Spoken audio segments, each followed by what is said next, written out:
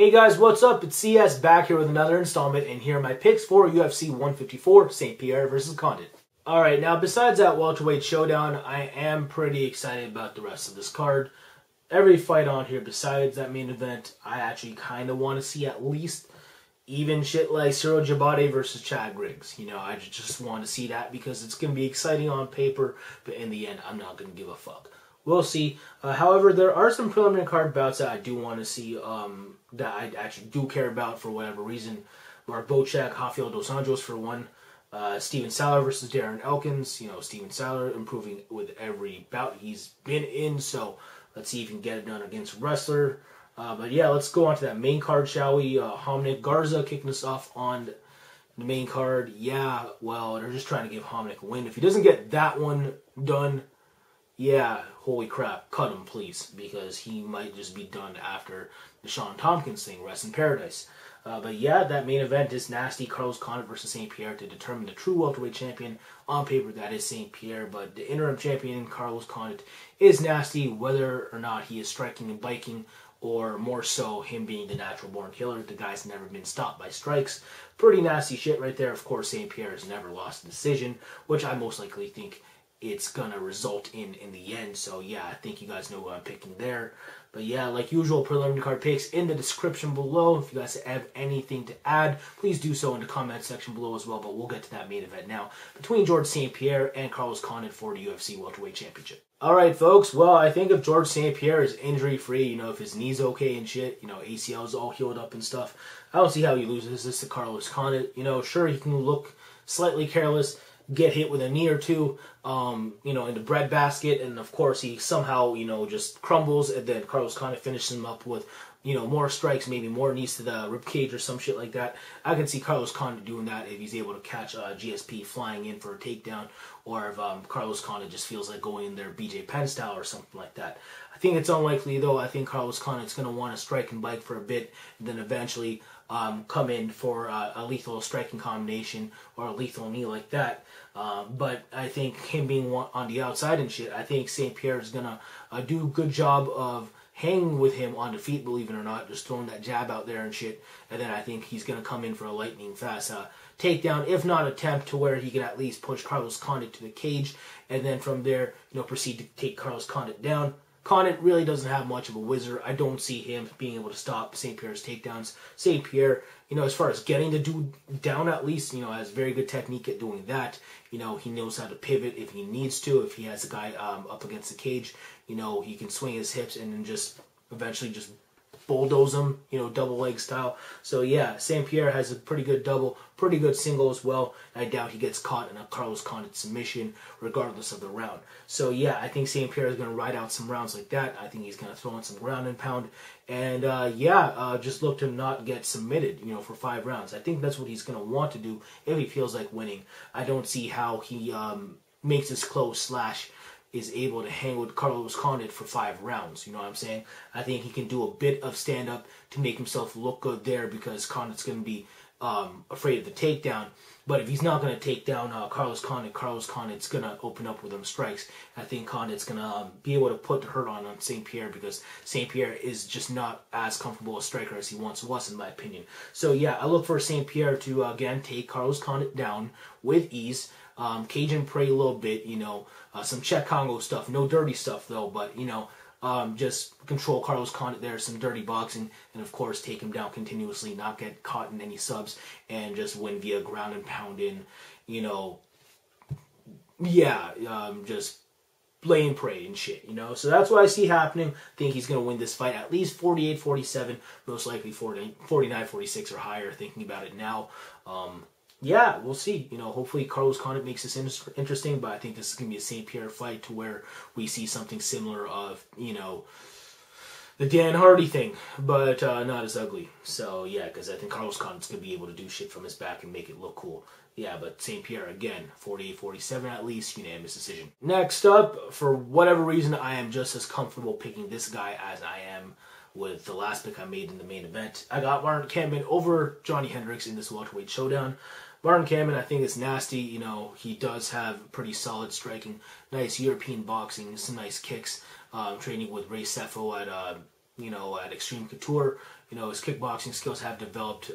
His striking defense is better. He still gets hit a heck of a whole lot, in my opinion. However, it is Johnny Hendricks. This guy has no technique besides whatever technique he has in that wannabe H-bomb. It is pretty good. However, you know, I doubt Kampmann's going to be getting caught in a heck of a whole lot of those. As far as straight up boxing is concerned, if, you know, if he just feels like trying to throw shit down the pipe and shit, I think Kampmann's going to be able to pivot correctly and then counter with his own, go for some kicks, maybe some knees. I think Hendricks is just not a very capable striker.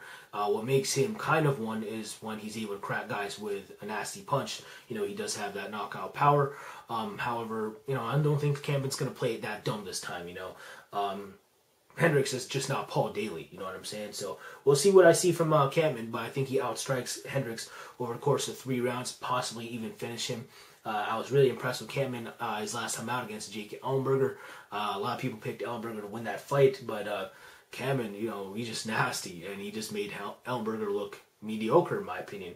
Hendricks, I think, has a similar skill set as Ellenberger, maybe a little bit better cardio, maybe as strong, but striking-wise, I don't think he's as capable, so that's why I think he's going to be as frail, or if not more frail, against Martin Kampmann. So yeah, Martin Kampmann via kickboxing mixes it up, doesn't get taken down, doesn't get hit via an H-bomb. He's gonna take some punishment here and there. However, I think he's gonna win via combinations over the course of 3 rounds.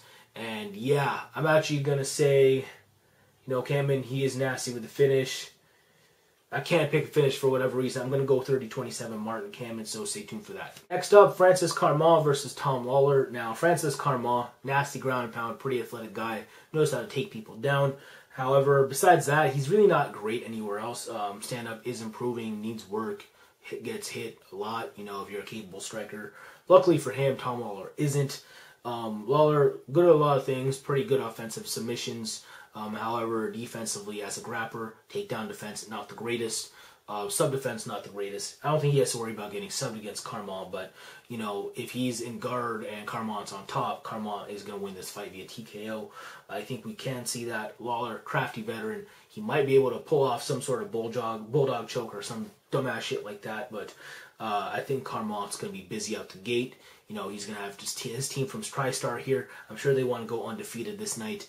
And yeah, I think Carmont's going to play it safe. I think he's going to throw the jab at Tom Lawler, who is not the most capable striker at all. And I think he's going to be able to pick him apart on the feet, maybe take him down here and there, which I think he will just because it is Francis Carmont. You know, he has a tendency to do that. So he's going to take down Lawler, ground and pound him. Probably second round TKO due to strikes.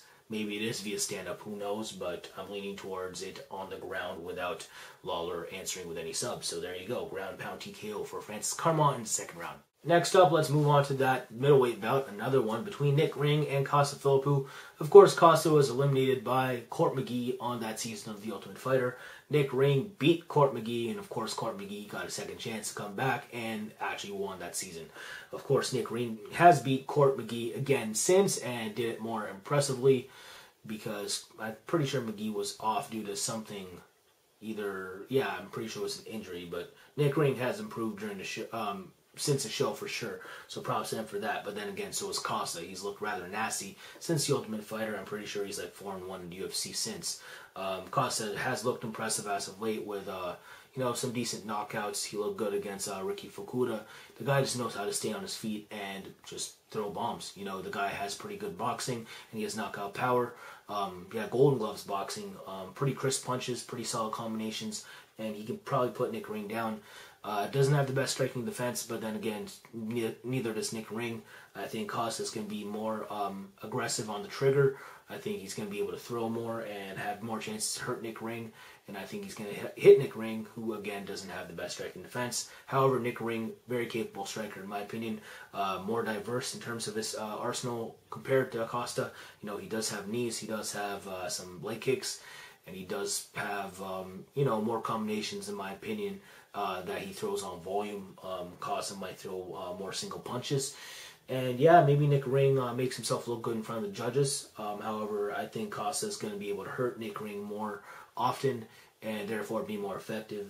And yeah, I'm calling for him to win a 29-28 striking match. I think it's going to be a good match as long as none of these guys are trying to clinch up against each other, because when it becomes that kind of fight with either of these two, it's not that good. So yeah, let's hope they strike. I think they will. And again, with punching power and aggression, I got Costa Philippou via 29-28 unanimous decision. And now let's lastly look at the featherweight match kicking us off on the main card between Pablo Garza and Mark Hominick. Folks, this is supposed to be an easy one for Mark Hominick. Garza, he does have some respectable submissions. Submission defense himself, not that good, but he ain't going to have to worry about that much because he is facing Mark Hominick. Maybe Mark Hominick's able to pull off a triangle on his back, but I doubt Garza's going to be on top at any time come this fight. So yeah, really Garza's only going to have to worry about Hominick's striking, which hasn't looked great as of late. So what can I say? Garza, does he have a chance? Hell yeah, I think he has a chance. I think he might be able to stun Hominick, maybe expose the chin that apparently he doesn't have, and yeah, put him out. You know, Eddie again was able to do it, knocked him out twice. Luckily for Hominick, Eddie again was too gassed even in the first round to finish him off. You know what I'm saying? So maybe Garza's able to put him away with more hard punches if he's able to knock him down with a knee or a punch. However, I think it's going to be unlikely. I think Hominick, you know, although he doesn't have the greatest striking defense, offensively he has pretty good output in terms of technical striking, pretty good kicks, knees, pretty solid punching combinations, decent counter puncher as well, although again he does take a lot of punishment. I think he's going to be able to do a lot of that effectively, plus move forward and frustrate Garza. I think he's going to be able to get within his reach and pull out at least 29-28 unanimous decision. I think it might be a fight of the night candidate because I think Garza's going to come with it. So yeah, we'll see. Again, Hominick via 29-28. Wouldn't surprise me if he lost, though, via finish, submission, or somehow decision. And there it is, guys. That about does it for my picks for UFC 154, St-Pierre versus Condit. Hopefully you guys enjoyed the card. I think I will. Hopefully that made events somewhat exciting too. We'll see. I don't know. Thanks for all the support once again. Deuces for all my supporters, bruises for all my haters, and take care.